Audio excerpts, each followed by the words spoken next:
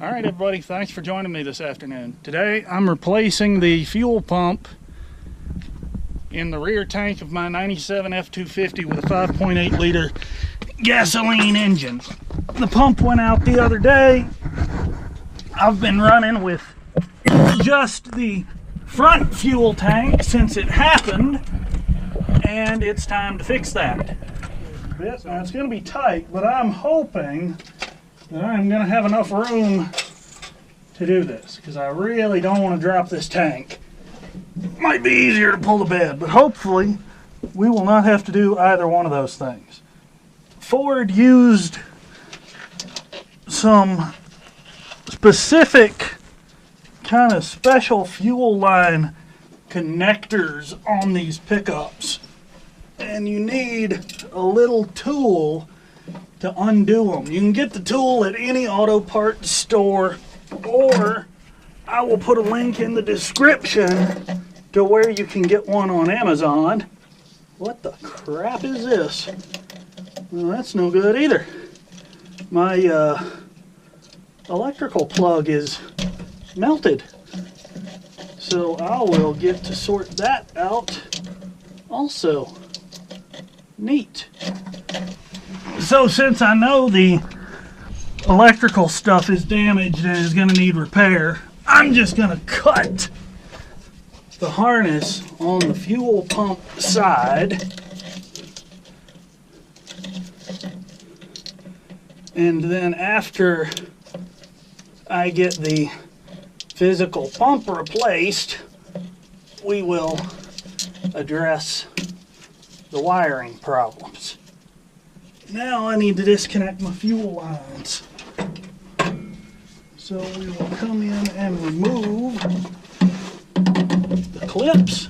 The way these tools work is you spread them over the line, slide them up inside the connector, work them around a little bit, and they should release a little spring clamp, like so, and let you get the line off. Now, as you can see, this tool has two different sides because they used two different sizes of line, and that actually went pretty okay. Now I need to remove this locking ring.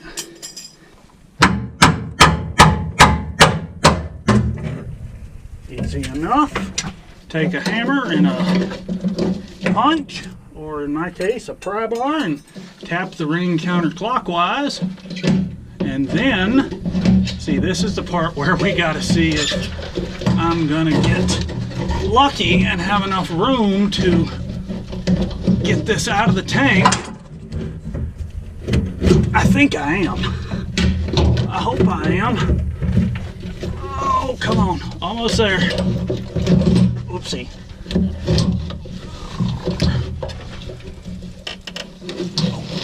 What's hanging me? Oh, that filter's hanging me. Strainer.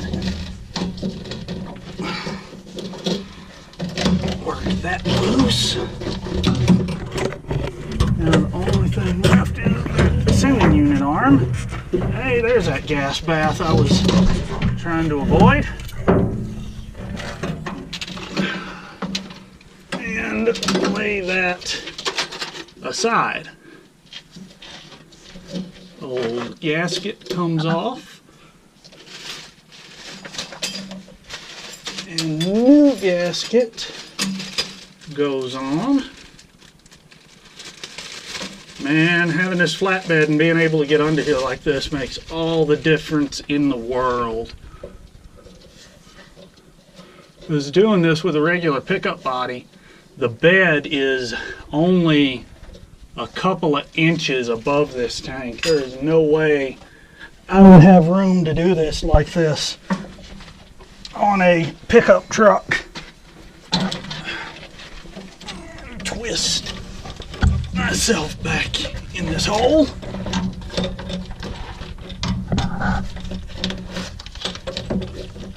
Sending unit arm in.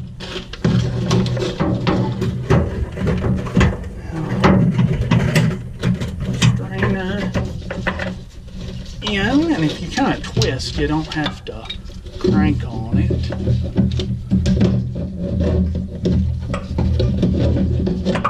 And work it around until she's all the way down in there, and then turn it till it seats like that.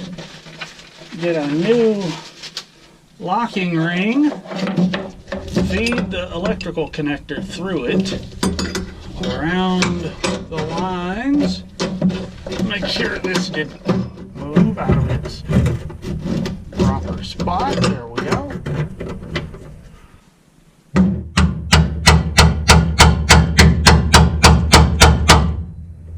And when you're reconnecting these, all you should have to do is just push them on until they snap, and then put in your safety clip.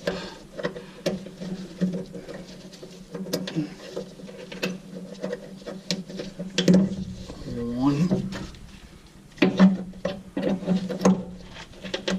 two, there it is. Now we can focus on our electrical. Alright, yeah, you can see that connector right there is just melted all to pieces. That is not any good.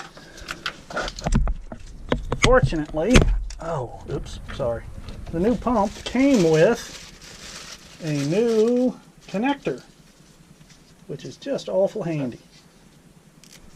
Our orange wire is bottom left. So on my new connector, that is black with a white stripe. I imagine a lot of you guys are going to comment on me using butt splices for this, but in a situation like this, I actually prefer to butt splice because that gives you a solid mechanical connection opposed to the soldered connection. And if you look at the actual fuel pump that goes down in the tank, the connectors in the tank are actually butt spliced. So I'm not terribly worried about it.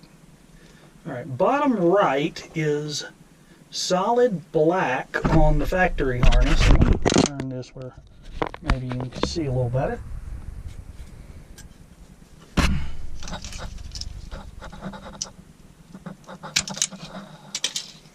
And bottom right on here is also solid black.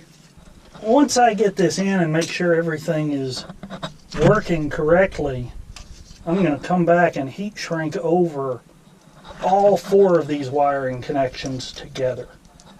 Another thing to be aware of on these crimp connections is your crimpers actually have two different spots on them. This front one is for insulated connectors like we have here, and this back one with the little tooth is for uninsulated connectors. If you use the uninsulated one on an insulated connector, it'll puncture that insulation.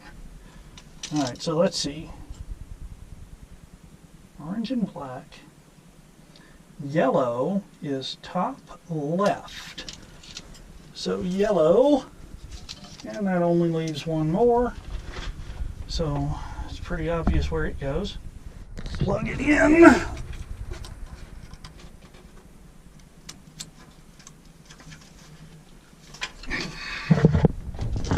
I really do like my little truck here. I bought it not running. I was just going to use it as a plow truck. But after I got it and got to working on it, I actually decided I liked this better than my 2001 Power Stroke Super Duty. So I spent some money on it, fixed it up a little bit, and it's kind of become my daily driver. Well, it starts. That's a pretty good sign. The fuel gauge is sitting right below a half, so I'm going to give that a minute, see if it comes up. I have no idea how much is even in that tank, honestly. Maybe I should go fill it up.